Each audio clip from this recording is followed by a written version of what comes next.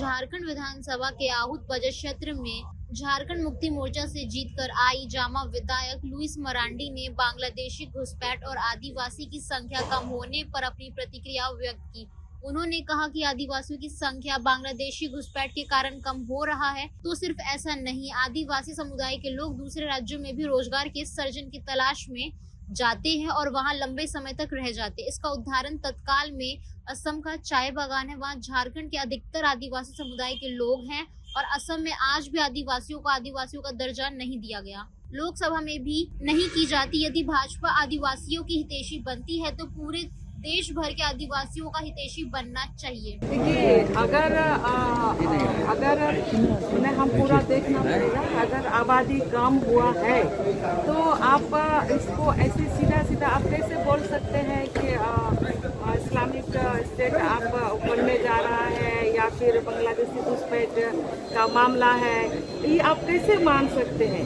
तो अगर हम गंभीरता से उस पर नहीं जाते हैं तो हम ऐसा भी तो देख सकते हैं उस चीज़ों को कि आखिर एसटी का संख्या बाय दी हुई आप लोग बोल रहे हैं उनका स्टेटमेंट के आधार से नहीं, आंकड़े अगर वो बता रहे हैं तो क्या ये वही मामला है कि वो बांग्लादेशी घुसपैठ से ही हमारा संख्या कम हो रहा है?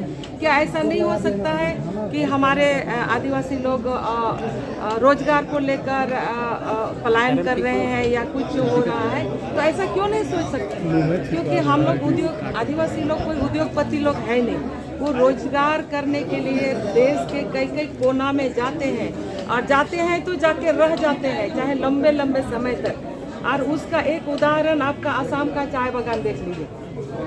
असम का चाय बागान में झारखंड से ही लोग गए हैं, चाहे वो संथाली हो, चाहे वो मुंडारी हो, चाहे कुड़ुक समाज से, लेकिन है कि ट्राइबल समाज के लोग वहाँ पर पहुँचे हैं और आज वहीं का वहीं रह गए हैं। तो वो संख्या तो हमारे यहाँ से चला गया, लेकिन उनके साथ हो क्या रहा है?